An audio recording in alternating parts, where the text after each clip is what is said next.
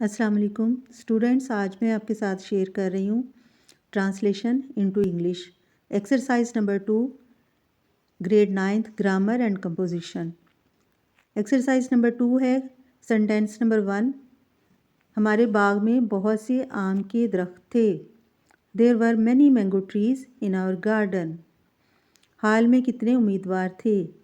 How many candidates were there in the hall. दफ्तर में चपरासी क्यों नहीं। वाई इज़ देयर नो पियान in the office.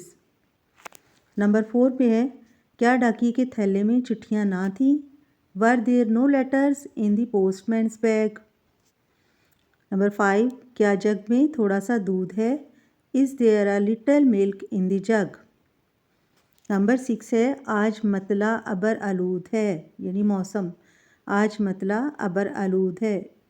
It is cloudy today.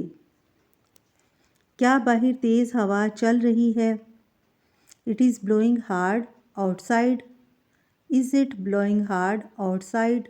इसकी जगह पे आप ये भी लिख सकते हैं इज़ इट विंडी आउटसाइड। इसके बाद है, कल मौसम बड़ा सुहाना था। It was very pleasant yesterday.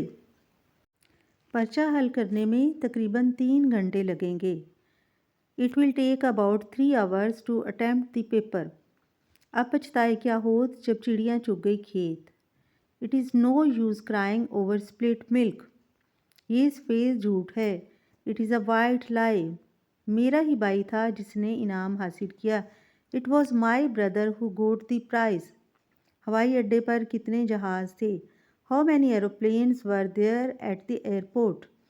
सड़क के किनारे कोई दरख्त ना था। There was no tree along the outside. There was no tree along the outside. तो student exercise number 2 use of there कंप्लीट हुई। इंशाल्लाह नेक्स्ट एक्सरसाइज करेंगे। तब तक के लिए अल्लाह हाफिज़। Stay blessed.